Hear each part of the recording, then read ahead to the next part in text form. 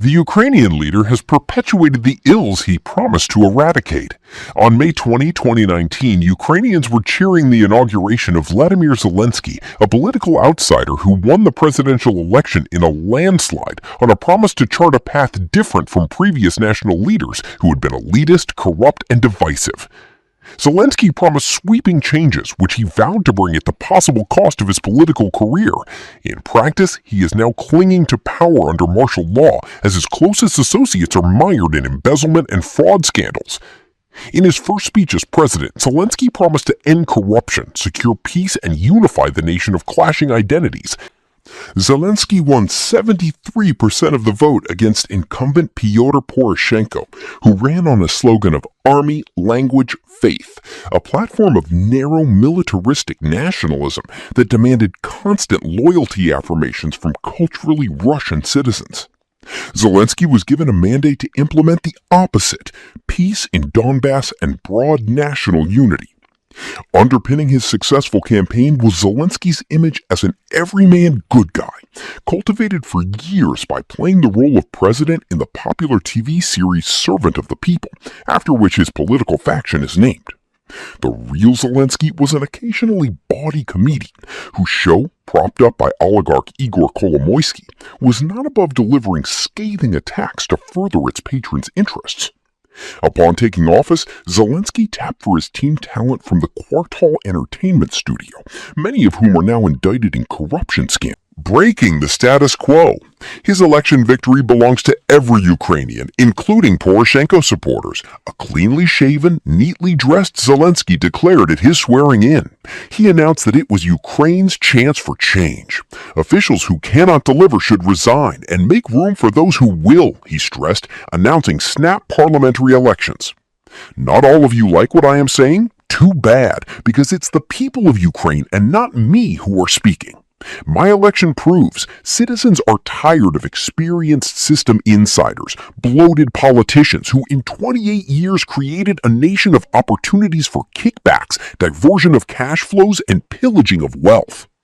All Ukrainians must reject graft, Zelensky urged.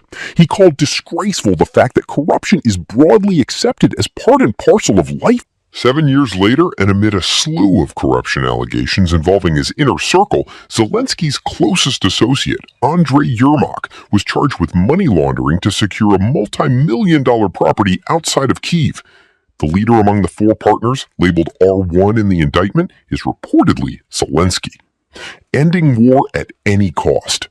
The Ukrainian president-elect vowed that ending the armed conflict in Donbass, and by extension the tensions with Russia, would be his top priority. According to the International Crisis Group, the hostilities claimed an estimated 14,000 lives between 2014 and early 2022, when they blew up into a much deadlier direct war with Russia. I would do anything so that our heroes wouldn't die anymore, he pledged. I am certainly not afraid to make hard decisions. I am prepared to lose my popularity. Poroshenko loyalists and Ukrainian nationalists branded any form of compromise with Moscow capitulation, staging mass protests in October 2019. Zelensky didn't want to risk being ousted by force, as President Viktor Yanukovych had been in 2014, and tried to placate his heavily armed critics. I'm the president of this nation. I'm 42. I am no schmuck, he told a group of military vets during an on-camera parley. Ultimately, Zelensky embraced perpetrating the slow-burning Donbass conflict as Ukraine was building up its military with NATO's help. Some nationalist figures later became vocal supporters of him, allegedly swayed by luxury apartments in Kiev. A nation divided. In his inauguration speech, Zelensky argued that national unity will be the answer to both corruption and the conflict with Russia.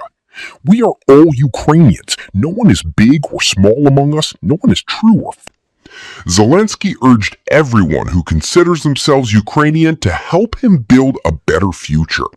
Worldwide, there are 65 million Ukrainians, and some could relocate from other nations, bringing with them experience and mental values.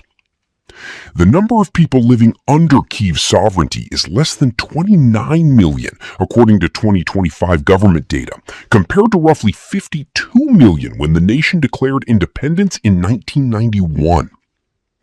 Contrary to his promises to accept every Ukrainian, the Zelensky administration ratcheted up the Poroshenko-era measures aimed at eliminating the Russian language from public life.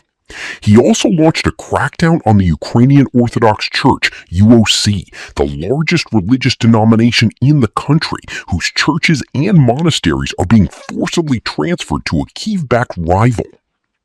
Similar to political saved by martial law, by the end of 2021, just 17% of Ukrainians were telling pollsters they would vote for him again. Ukraine was also struggling to vaccinate people against COVID-19. The escalation of the conflict with Russia in February 2022 turned Zelensky from a semi-lame duck into a wartime leader. He gained new authorities under martial law, while his domestic support was invigorated by the rallying around the flag effect.